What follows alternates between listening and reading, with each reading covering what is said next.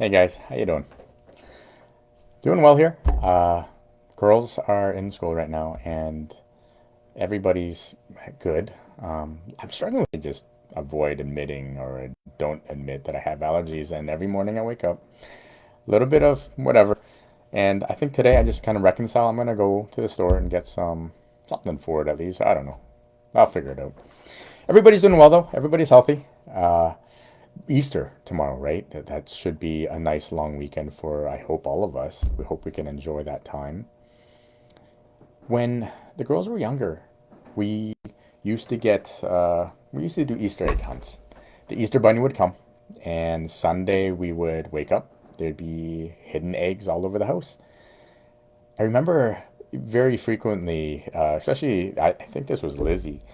We were standing there, and she was getting kind of overwhelmed because Sarah was just racing and finding all these eggs, and her basket was filling up quite quickly.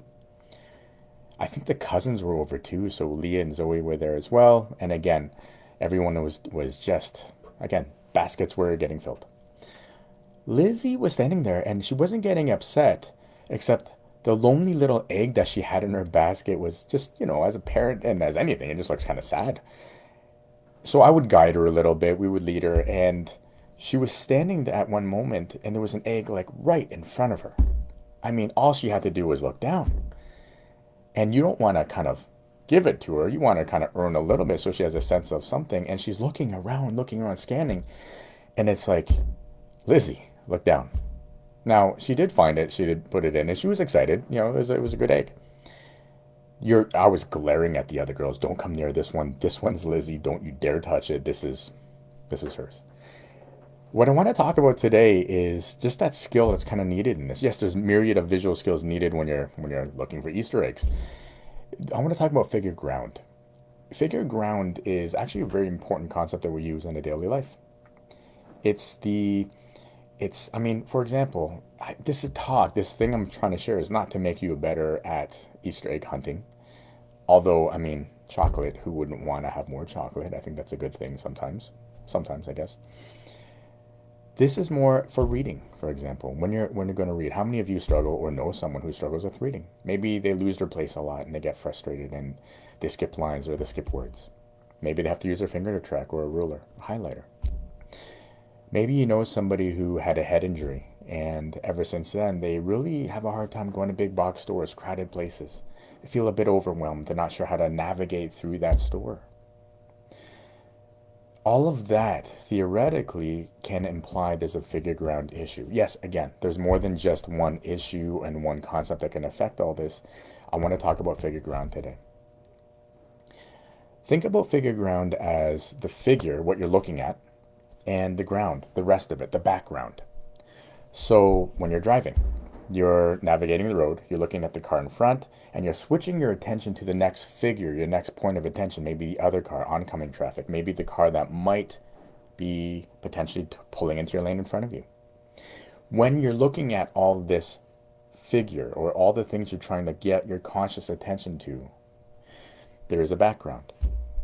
You're trying to also be aware of what's happening in the background and whether or not you need to move your attention from this particular figure, this car over in this lane, to maybe the other one that's coming towards you or crossing the intersection. All of this is figure ground. Think about it now for reading. When you're trying to track those words, when you're reading a word in a sentence, you're tracking along, that's the figure you're reading.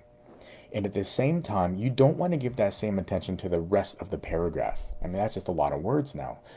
So when you have to, again, maintain your focus on that figure, on that word, the rest of the paragraph, you're kind of putting it to the background. You're not ignoring it or making it go away. You're just putting less attention to it, less conscious attention. And it's important to also maintain some sort of awareness of it because it leads you, right? It's the next word. The next word that you put in the background, you're going to pull it away into your focus, into your conscious, because that's the next word in the sentence. When you hit the end of the line, when you reach the end of the line, you need to also maintain where you are in the background so you can switch your focus to the next figure, which is the next word in the next line. Sounds a lot, and that is reading. Again, more than one skill for reading, and again, we're talking about figure ground.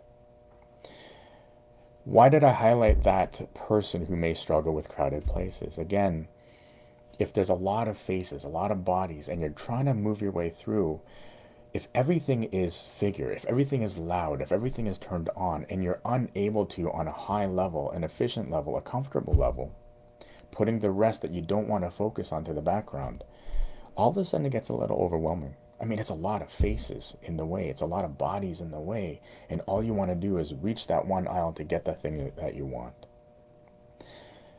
Typically, we'll hear those concerns. I won't get patients that call me and say, Dr. Wong, I'm struggling with figure ground.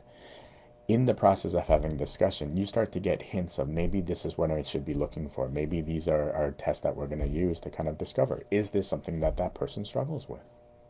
Now, where else do we use figure ground? It's not just a vision thing. This is where it gets pretty cool. It can be auditory.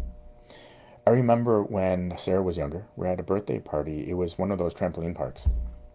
And parents are just sitting to the side. And I remember talking to another dad. And as we were just, sharing, talking, whatever, you hear somebody, a little child's voice yell out, Daddy. Now, when you're in a crowded place and you hear Daddy and it's a trampoline park, every dad will turn their head. And you're trying to think in your head, is that my daughter's voice or is that not? That's figure ground, auditorily.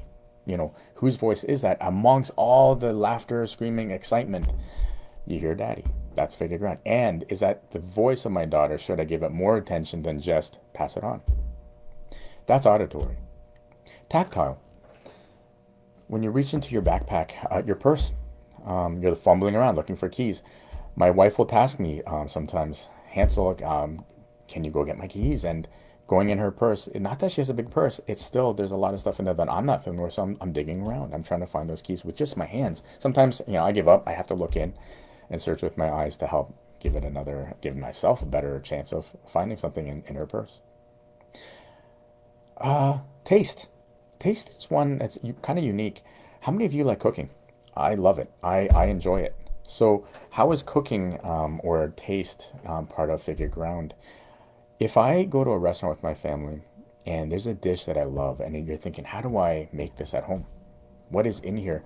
We'll go back a few times that as I'm eating, I'll slow down and I'll really focus in on what I'm chewing on and what the flavors are.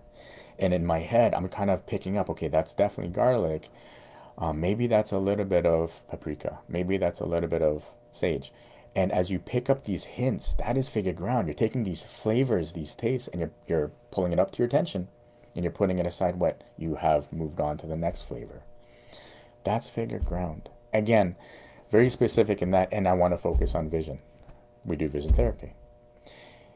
If you know anybody who struggles with some of these concepts, or you're not sure, just in general, maybe they're falling behind in school, reading, performance, sports, again, anything, head injury, concussion, and they have these visual symptoms, or you're not sure if you even investigated that, give us a call. Let us know. I'd love to help if we can, and that's where the discovery process starts. Give us a shout. Send me even a message if you want, and we can at least start that conversation. We'll figure out the best way to say, is it an exam that you need, or is it just more dialogue, more information? Let me know. I hope you enjoyed this, and again, happy Easter, everyone. Have a nice day.